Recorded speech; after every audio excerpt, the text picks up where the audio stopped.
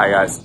Today I'm going to talk about my favorite book on sales, which is saying a lot as I've read quite a few sales books. It's a book called The Challenger Sale. It's a research-based book that was commissioned by a company called CEB, the Corporate Executive Board. And I actually like this book so much I went and joined CEB just before they were acquired by Gartner about 5 years ago, because I wanted to work for the company that literally wrote the book on sales. So what did the Challenger Sale teach me? And I'm going to share that with you over the course of a few videos. I mean, the fun one thing is, it was at the time, and I believe still is, the biggest piece of research ever done into sales, with over 10,000 reps interviewed, followed, surveyed, and they looked at all the characteristics these salespeople had, and what they did in meetings, and how they presented themselves, and how they managed their relationships, and how they conducted their different meetings. They used a regression analysis to look at exactly what it is that makes a great and top performing sales rep.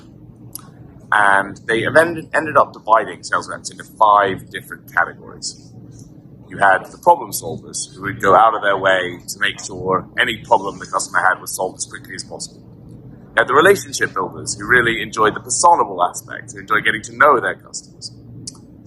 They had the hard worker, who was with the hardest work rate, who can do as well, who can do as well in the top line metrics as anyone else and just outwork everybody. You had the challenger salespeople, for whom the book is named, who were specialists in teaching and tailoring messaging and taking control of situations.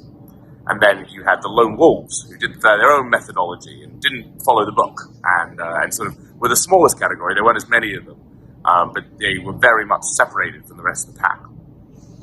And traditionally, leaders have been hiring for relationship managers, particularly on the account management side, thinking, oh, well, if our customers like us, then we'll do well, and they won't want to switch. What this book found is that is no longer the case. While that may have been the case at some point, actually what customers need now are people who are going to teach them new ideas. Hence why the challenger, in partnership with the lone wolf, were the top performers.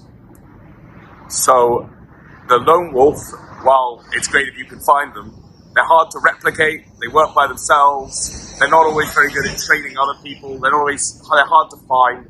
So the recommendation of the book is that you build your sales force through challenges. Go away from the old relationship model and get people who are better at driving revenue for the business and making customers make hard choices. So next few videos I'll go into exactly what a challenger does to do that.